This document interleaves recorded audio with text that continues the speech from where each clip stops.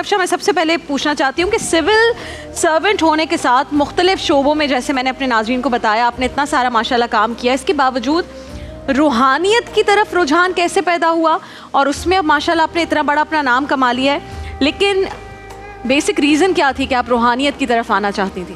دیکھیے ہر چیز کے پیچھے ایک موٹیویشن ہوتی ہے. زندگی میں کچھ چیزیں آپ پلان کرتے ہیں اور کچھ چیزیں آپ کو عطا ہو جاتی ہیں. جی. اور اسپیشلٹی کی طرف جتنے بھی لوگ آئے ہیں, صوفیزم کی طرف جتنے بھی لوگ آئے ہیں, ان کو اللہ تعالیٰ منتخب کر لیتا ہے. اچھا. ان کو چن لیتا ہے. ہمارا تو یہ مطلب کہ ایمان ہے اس بات پہ. ٹھیک ہے.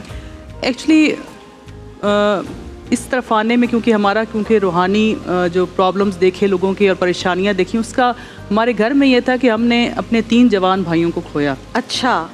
اور نظر بد اور حسد اس کی بیسک ریزن تھی. اس کا شکار تھے. شکار. انا للہ و انا الیہ راجعون. 7 بھائیوں کے بعد ہم پیدا ہوئے اور ماشاءاللہ وہ سارے 6 فٹ ہائٹ ان کی سب کی ماشاءاللہ.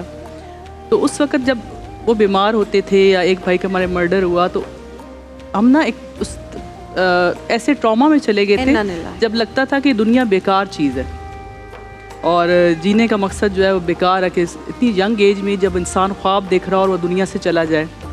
تو اس وقت جب ایسی کنڈیشن سے ہماری فیملی گزر رہی ہوتی تھی نا, تو ہم ڈھونڈتے تھے کہ کوئی دعا کرنے والا مل جائے, کوئی دوا کرنے والا مل جائے.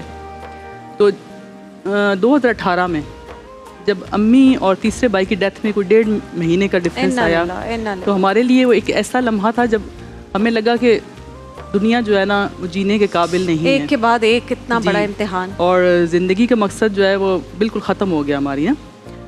ایسے ایک جہاں سے ہمیں خلافت ملی وہاں پہ ہم ایسے جاتے تھے. پی ٹی وی کا پروگرام جیسے آپ کو بتایا ہم نے 10 سال 10 ایئرس تک آپ نے ماشاءاللہ ریڈیو بھی کیا ہم نے, ایز آر جے بھی کیا ہم نے. تو وہاں پہ جو ہمارے روحانی مرشد تھے انہوں نے ہمیں کہا کہ بیٹا دنیا جو ہے نا وہ دل لگانے کی جگہ تو ویسے ہی نہیں ہے, ہم سب نے چلے جانا ہے. بے شک. تو آپ کے ذہن میں جو چیزیں ہیں جو باتیں ہیں اس کا سب سے بہترین حل یہ ہے کہ آپ لوگوں کو اس سے نکالنے کی کوشش کرو.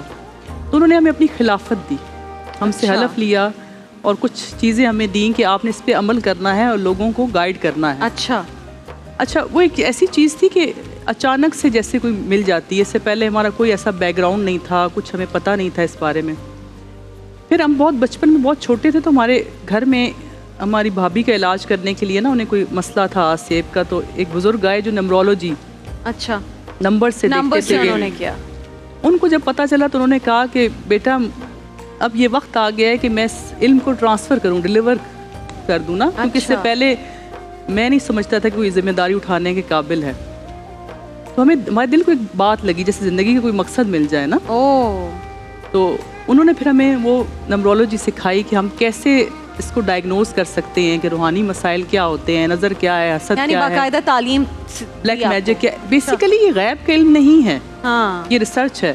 اور نبی پاک صلی اللہ علیہ وسلم نے فرمایا ہے نا کہ نظر بد اور حسد ایسی چیز ہے جو انسان کو قبر میں اور اونٹ کو ہانڈی میں پہنچا دیتی ہے.